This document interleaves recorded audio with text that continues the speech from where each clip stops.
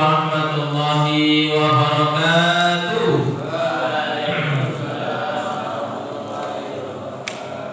Kaifa halukum? Alhamdulillah inni bil khair kama tarawni al-an. Alhamdulillahilladzi khalaqa lakum ma fil ardi jami'an tsumma istawa ila samai fasawwahunna sab'a samawat wa huwa bikulli syai'in 'alim. Allahumma shalli ala sayyidina Muhammad wa ala ali sayyidina Muhammad. Fa khairu ma nabtadi'u hadha ta'lim irsalu surat al-Fatihah li muallif hadha al-kitab wa huwa Syekh Ibnu Hajar al-Asqalani asa an yanfa'ana bi 'ulumihi fi darain. Naqra sab'al masani al-Fatihah. A'udzu billahi minasyaitonir rajim. Bismillahirrahmanirrahim. Alhamdulillahi rabbil alamin arrahmanir rahim maliki yaumiddin. Iyyaka na'budu wa iyyaka nasta'in ihdinas siratal mustaqim siratal ladzina an'amta 'alaihim ghairil maghdubi 'alaihim waladdallin. Amin. Nabda bil basmalah. Berarti hadis yang ke-6 ya. Lanjutnya ya. Ya. Baik, hadis yang ke-6 dari kitab bab adab buang hajat. Wa an Jabirin qala qala Rasulullah sallallahu alaihi wasallam idza taghawaqa ar-rajulani falyatawara kullu wahidin minhuma an sahibihi. Jika buang hajat besar, ya taghawaq itu buang hajat besar, ar-rajulani, jadi dua orang laki-laki pengen buang hajat dua-duanya. Falyatawara, maka dua-duanya harus saling jauh membelakangi. Artinya harus saling menjauh, nggak usah deket-deketan habis ngobrol di samping sungai. Ya, jadi di samping sungai bareng-bareng kemudian ngobrol, wah, nggak jangan. Maka falyatawara, maka membelakangilah, artinya menjauhlah seperti itu. Kullu wahidin minhuma, setiap dari keduanya, an sahibihi, dari temannya, wala yatahaddatsa, janganlah saling ngobrol. Maka ada buang hajat tidak boleh di kamar mandi ngobrol, nyanyi-nyanyi. Woi bro, lagi ngapain bro? Belum jangan. Ya, paham ya? Awas ini ada buang hajat. Nabi langsung menyampaikan. Fa innallaha, apa kata Nabi? Fa innallaha yamqutu. Apa artinya yamqutu? Nah, ini ada terjemahannya. Yaghdubu asyaddal baghdi. Yaghdubu asyaddal ghadabi. Allah sangat murka, marah semarak-maraknya. Artinya murka terhadap itu. Ala dzalika, terhadap itu. Jadi kalau kalian tidak mau Allah murka, maka di kamar mandi khususnya buang hajat jangan ngobrol. Paham ya? Paham ya? Ya. Jadi bahasanya fa innallaha yamqutu, Allah murka. Rawahu Ahmad, diriwayatkan Imam Ahmad, wa sahahahu, dibenarkan Ibnu Sakan, wa Ibnu Qattan, wa huwa ma'lul, walaupun beberapa mengatakan hadis ini ma'lul, ada cacatnya, ada ilahnya.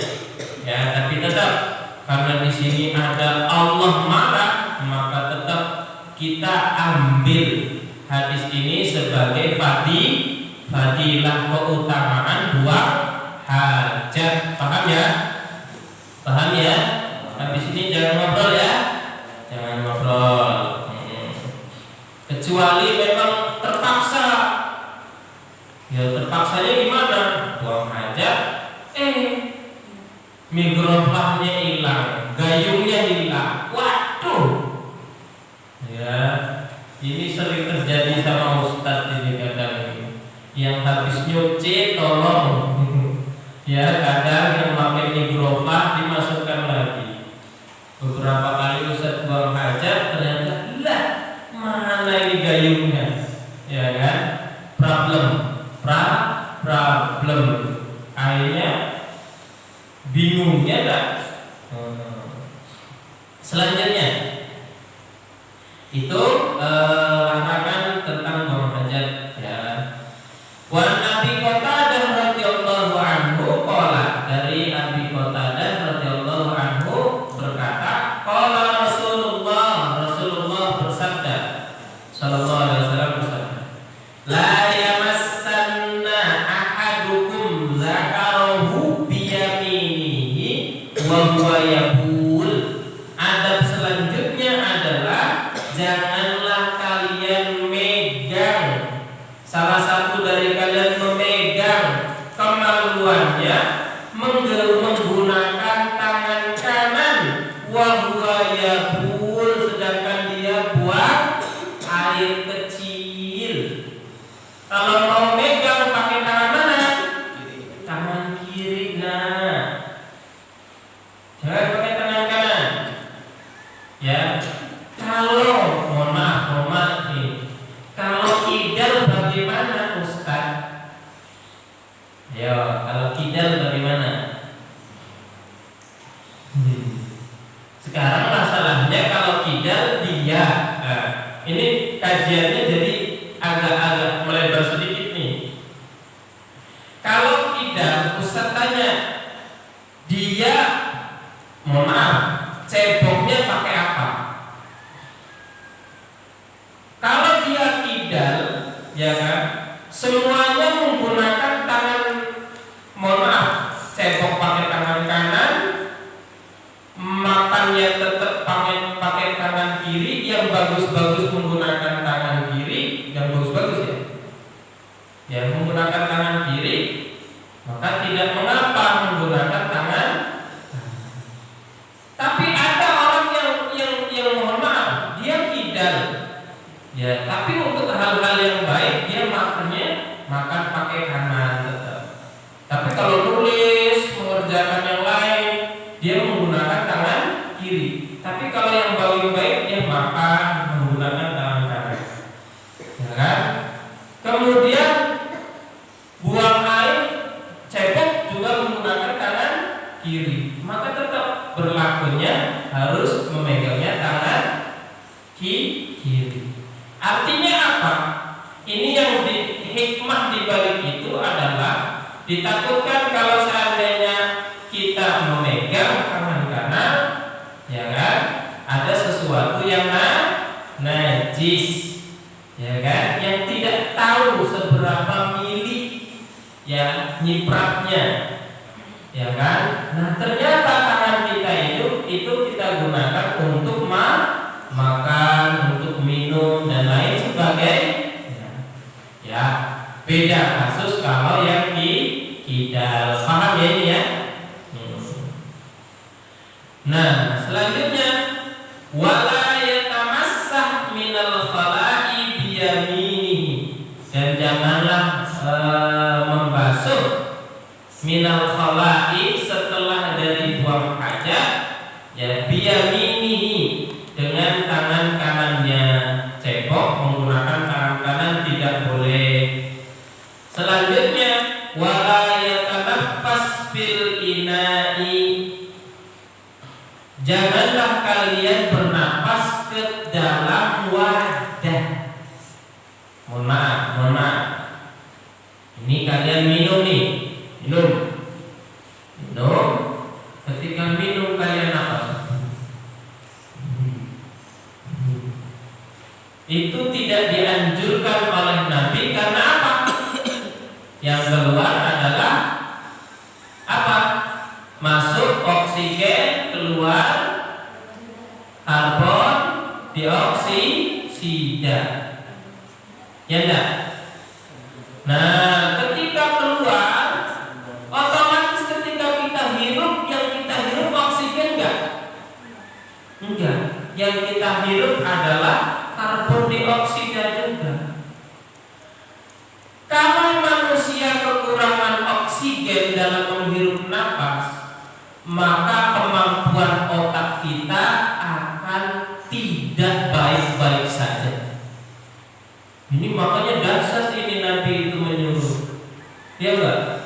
Pertama, enggak boleh megang kanan, cebok kanan, enggak boleh. Yang terakhir minum juga seperti itu. Maka minum yang baik itu bagaimana? Minum yang baik itu bismillahirrahmanirrahim, minum 3 tegukan, kemudian jeda, ucapkan alhamdulillah, minum lagi 3 tegukan, lepaskan, napas dulu, ucapkan alhamdulillah. Kalau masih mau minum lagi silahkan seperti itu. Itu yang paling benar dan paling baik. Jangan ketika haus minum. Kalau orang yang terburu-buru minum, ya enggak, pernah kan kalian terburu-buru minum, akhirnya enggak napasnya bingung, akhirnya tersendak. Ada enggak yang tersendak air? Gitu. Keluar semuanya, akhirnya keluar sampai ke hidung juga. Pernah enggak? Pernah? Enggak pernah? Pernah dulu. Biasanya orang lagi capek-capeknya olahraga gitu kan, napasnya masih enggak normal, ya kan, masih lapar, tapi karena haus akhirnya ngambil air, dia akhirnya bingung antara minum dengan napas, kemudian akhirnya tersendak, dan itu bahaya. Bahkan bisa menyebabkan sulit napas, ini tertutup, di sini tertutup. Itu ada juga. Sampai keluar dari sini airnya semua.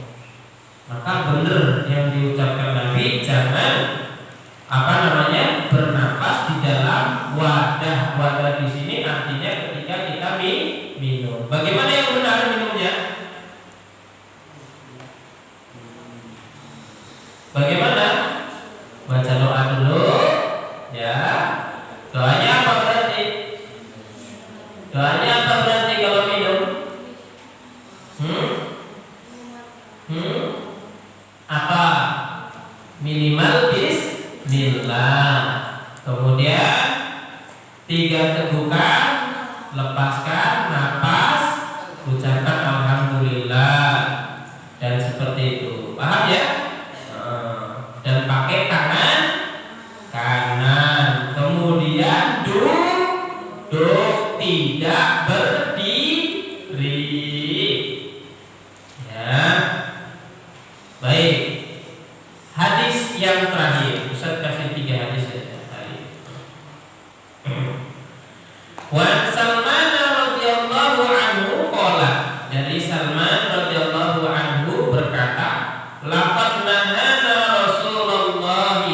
Kalau hadis yang tadi muttafaq alaih ya, mohon maaf Ustaz bacakan riwayatnya. Hadis yang sebelumnya itu muttafaq alaih wa lafdhu Muslim. Jadi hadisnya sangat kuat. Hadis selanjutnya, laqad nahana Rasulullah sallallahu alaihi wasallam. Rasulullah sudah melarang kami an nastaqbilal qiblata bi-ghaiti aw baulin.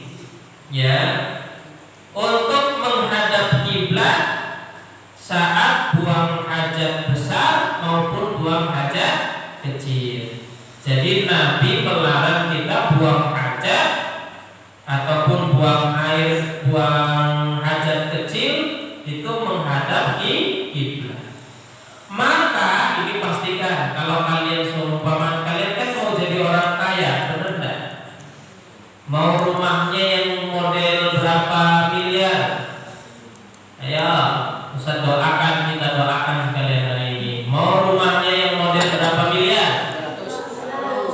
200. Nah, amin, kita doakan semuanya. Pasti yang namanya rumah besar ada kamar mandinya, benar enggak?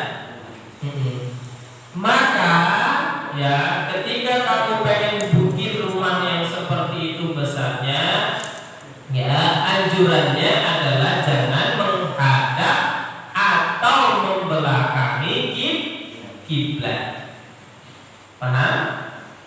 Menghadap atau membelakangi kiblat. Menghadap berarti sana ininya.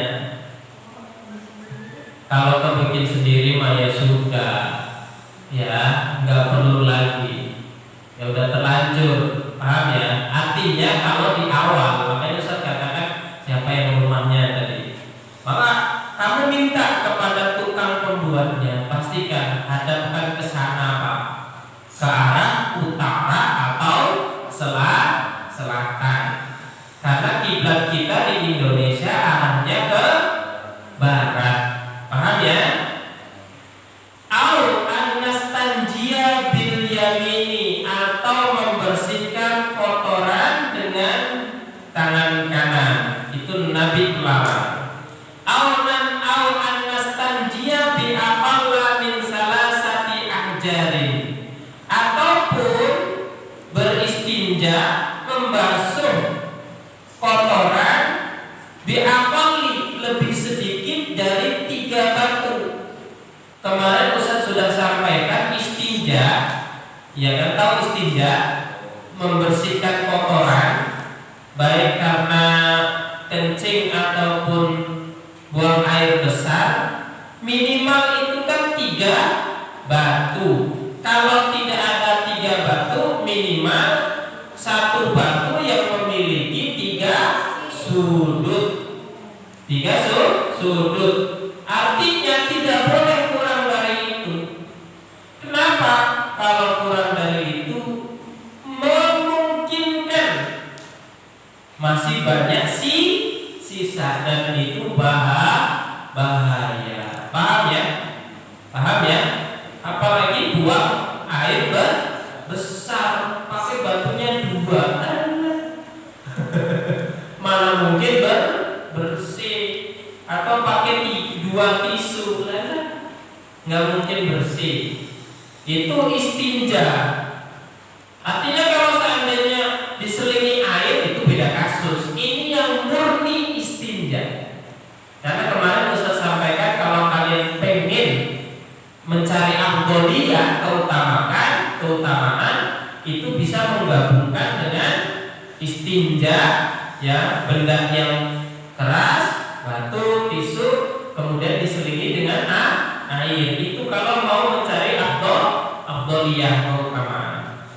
Ini yang dimaksud adalah murni istinja. Nggak boleh kalau murni istinja cuma menggunakan lebih kurang dari 3 batu.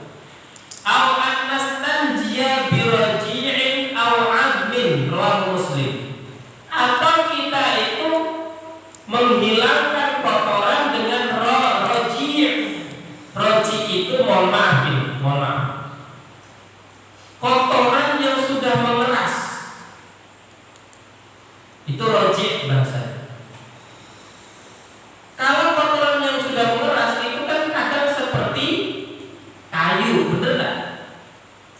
Pernah lihat kotoran yang sudah mengeras karena udah lama? Seperti kayu, bahkan seperti batu, bener nggak?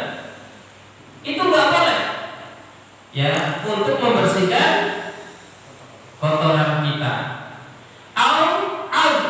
Azmin itu tulang, nggak boleh tulang. Jadi 2 benda itu Nabi melarang. Kalau mau istinja jangan pakai kedua itu. Walaupun dia kering banget dan seperti batu. Jelas kalau tulang itu kering, benar nggak? Kering. Ya tetap nggak boleh. Kenapa?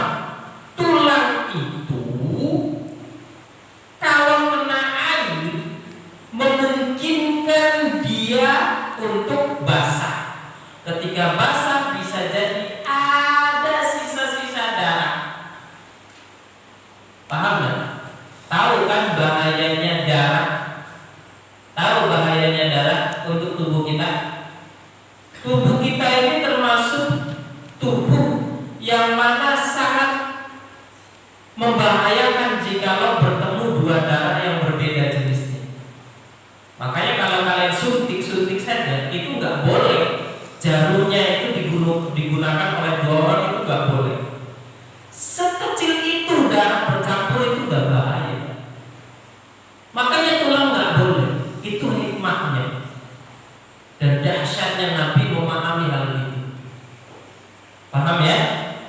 biasanya Nabi memahami hal itu. Inilah makanya dikatakan bahwa hadis itu kalau hadis pengertian sunnah menurut kelas berapa ya itu ya? Yang menunjukkan nubuwah. Sunnah itu adalah ucapan yang menunjukkan nubuwah, kenabian. Jadi yang diucapannya itu mengandung ajaran, dan ajarannya itu nggak mungkin kalau diomongkan oleh orang biasa, termasuk hal ini. Ini hebatnya Nabi. Dan akhirnya dijadikan hadis dan tuntutan oleh semua umat Islam. Paham ya? Kalau kita kan kalau ngomong biasa aja, nggak ada isinya sama sekali. Tapi Nabi lihat ketika sekali ngomong, ya kan, maka Nabi ini termasuk orang yang jarang bicara. Sekali bicara penuh hikmah dan pelajaran. Baik, ini saja. Ada pertanyaan? Tidak ada. Baik, nangkatin bilhamdallah. Manaja. Wabillahi